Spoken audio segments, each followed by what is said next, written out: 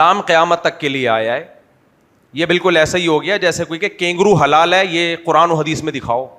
دکھا سکتے ہو؟ نہیں دکھا سکتے بھائی. کینگرو حلال ہے بھائی اس لیے کہ حلال جانوروں کی جو صفات ہمیں بیان کی گئی ہیں, جو نبی کے دور میں جانور کھائے گئے ہیں, کینگرو بھی اسی جیسا ہے, اس بیس پہ حلال ہونے کا فتویٰ دے دیا. قربانی جائز نہیں کینگرو کی, اس لیے جائز نہیں ہے کہ وہ پالتو جانور نہیں ہے. قربانی پالتو جانوروں کی ہوتی ہے, جنگلی جانوروں کی قربانی نہیں ہوتی. خیر میں کہیں اور نکل گیا, ابھی تو بھینس کے دلائل دینے شروع کر دیے میں نے. اچھا, بعض لوگ یہ کہتے ہیں کہ جب علماء کا اختلاف آ گیا تو احتیاطاً اگر نہ کی جائے تو کیا حرج ہے بھینس کی قربانی. یہ بھی تفقع اور بصیرت سے خالی بات ہے. اس کا جواب سمجھو. بس یہ کر کے پھر میں آگے جا رہا ہوں, وہ پھر میں آؤں گا. علم میں دو چیزیں ضروری ہیں.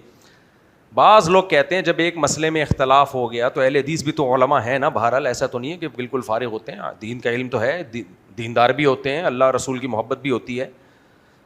تو اختلاف کی بیس پہ چھوڑ دیا جائے تو کیا جا رہا ہے؟ خوب سمجھو, اختلاف وہ معتبر ہوتا ہے جو مجتہدین کا ہو. آج کل کے اسکالرس کے اختلاف کی کوئی حیثیت نہیں ہے, کوئی حیثیت نہیں ہے. مجتہدین سے اختلاف دکھائیں, اسلاف سے اختلاف دکھائیں. اور دوسری بات یہ کہ جب ایک مسئلے پر اجماع ثابت ہو جائے نا, پھر تو اس کے بعد اختلاف کرنا ہی ناجائز ہے, حرام ہے. کیوں؟ قرآن سے بھی پتہ چلتا ہے کہ یہ امت گمراہی پہ جمع نہیں ہو سکتی, حدیث سے بھی پتہ چلتا ہے یہ امت گمراہی پہ جمع نہیں ہو سکتی. صدیوں علماء فتویٰ دیتے آئے ہیں کہ بھینس کی قربانی جائز ہے, اور صدیوں میں ایک بھی معتبر اسکالر معتبر ایسے نہیں ملتے جنہوں نے اس کو ناجائز کہا ہو.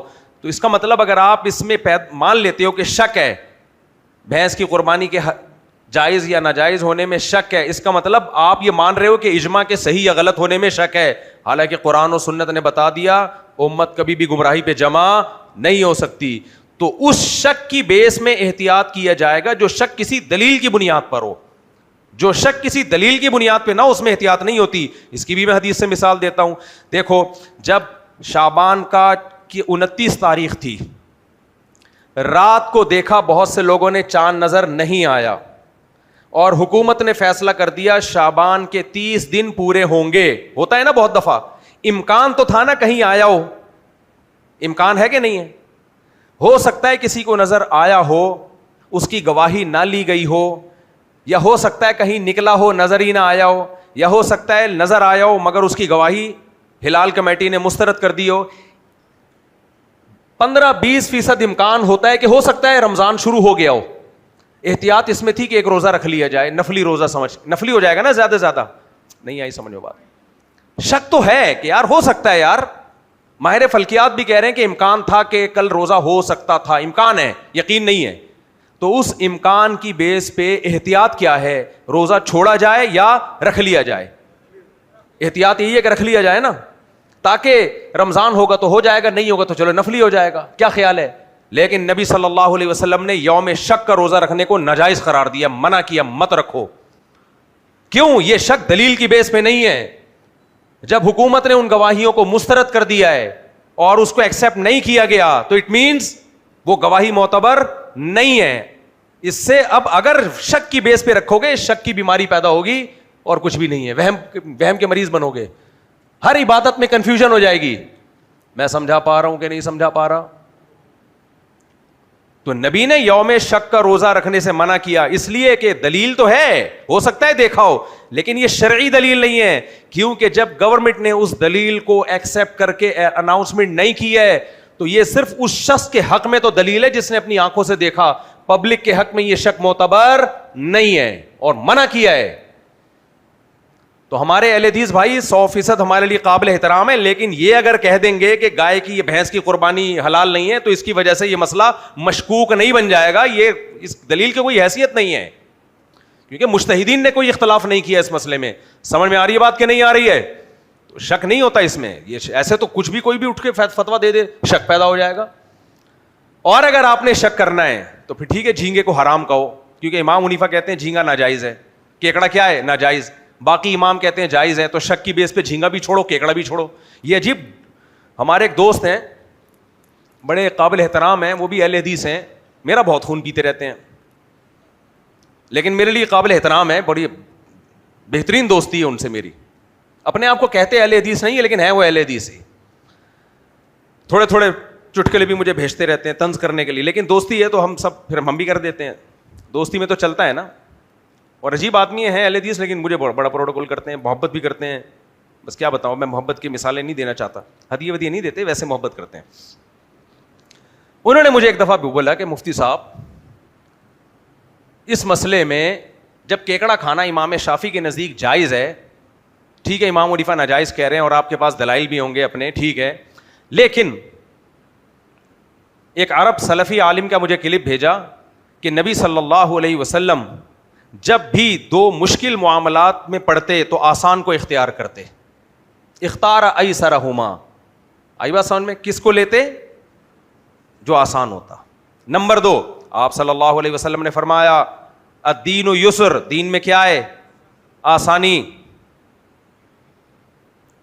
تو انہوں نے کہا جب دین آسان بھی ہے, کیکڑا سستا بھی ہے, یہ تو میں نے اپنی طرف سے لگا دیا, دین آسان بھی ہے, اور نبی صلی اللہ علیہ وسلم آسانی کو ہمیشہ ترجیح دیتے, اور نبی صلی اللہ علیہ وسلم نے یہ بھی فرمایا کہ اللہ چاہتے ہیں کہ اللہ نے جو رخصتیں ہمیں دی ہیں ہم ان رخصتوں سے فائدہ اٹھائیں, جو آسانیاں ہمیں دی ہیں ان آسانیوں سے ہم, بولو نا, فائدہ اٹھائیں. تو اب اللہ نے مجتہدین میں اختلاف ڈال دیا, اس کا مطلب بالاتفاق حرام نہیں ہے کیکڑا, بالاتفاق حرام نہیں ہے, تو اس کا مطلب اللہ کی طرف سے کیا ہے یہ بھائی, اللہ نے اگر اس میں شدت کرنی ہوتی چاروں اماموں کا اتفاق بھی تو کروا سکتا تھا نا, یعنی ایسے دلائل کے انبار لگا دیتا اللہ کیکڑے پر کہ سب کا اتفاق ہو جاتا. جیسے 5 نمازوں میں سب کا کیا ہے؟ اتفاق ہے. رمضان کے روزے میں سب کا اتفاق, حج فرض ہے سب کا اتفاق, داڑھی 1 مٹھی رکھنا ضروری ہے سب کا اتفاق, عورت پہ پردہ ضروری ہے سب کا اتفاق. جب کیکڑے میں اختلاف ہے اس کا مطلب کچھ ہے. آئی بات سمجھ میں؟ دیکھو کیکڑا کھانے, کیکڑا بھی کہہ رہا ہوگا یار کیا بات ہے یار میری نسل کشی کے لیے. میں نے کہا بھائی دیکھو بات یہ ہے, ایک طرف کی دلیل آپ لے رہے ہو, دوسری طرف کی دلیل نہیں لے رہے. ان حدیثوں کا یہ مطلب نہیں ہے, ان حدیثوں کا یہ مطلب نہیں. میں نے کہا اگر ان حدیثوں کا یہ مطلب ہے تو دوسری طرف دوسری حدیث بھی ہے, الحلال بین والحرام بین, حلال بھی واضح ہے اور حرام بھی واضح ہے. حلال کیا ہے؟ شہد کیا ہے؟ بولو حلال, واضح ہے, کوئی اختلاف ہے اس میں. روٹی کیا ہے؟ حلال, کوئی اختلاف ہے اس میں. 4 شادیاں کیا ہیں؟ حلال, بشرطے کہ عدل بھی کرے, کوئی اختلاف ہے اس میں. داڑھی رکھنا لازم ہے, کوئی اختلاف ہے اس میں. اگر وہ آج کل غامدی صاحب وغیرہ نے اختلاف کیا وہ, لیکن وہ کوئی معتبر اختلاف نہیں ہے. تو غامدی صاحب تو ایک دم یوں کر کے بیٹھے ہوئے تھے, تصویر آئی تھی ان کی, کسی نے لکھا کہ بہت پریشان ہے کہ 2-4 چیزیں حرام رہ گئی ہیں, کس طریقے سے حلال ہو سکتی ہیں. وہ سب چیزیں تو میں نے کر دی حلال, 2-4 چیزیں مجھ سے ہو نہیں پا رہی. خیر وہ ان کا ذاتی مسئلہ ہے. تو اور بھی میں بتا دوں کیا کیا حلال ہے. بکرا حلال ہے, کوئی اختلاف ہے اس میں؟ بولتے کیوں نہیں. گائے حلال ہے, کوئی اختلاف ہے؟ بہت ساری چیزیں حلال ہیں, بالکل حلال. بہت ساری حرام ہیں, بالکل حرام. خنزیر حلال ہے, حرام ہے, حرام. کتا حرام. چھپکلی بولو, مینڈک, لال بیک, کاکروچ جسے کہتے ہیں, کتنا انگلش میں اس کو ایسے تہذیبی نام دے دیا جیسے کوئی صاحب ہو, کاکروچ. خیر گرگٹ سب کا اتفاق ہے.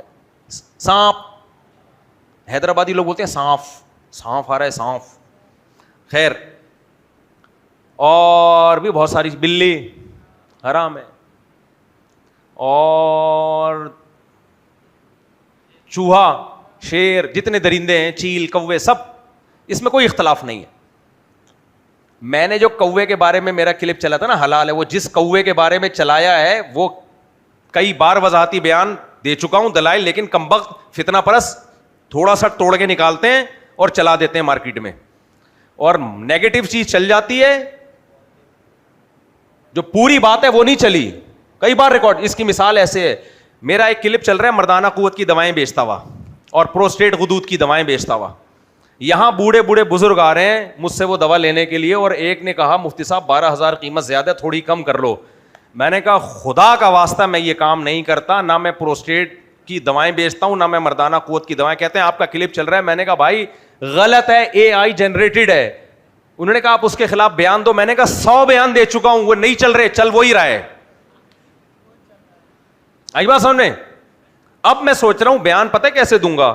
اب میں ایک بیان دوں گا مردانہ قوت کی بہترین دوا, لیبل یہ لگانا پڑے گا, پھر لوگ آئیں گے.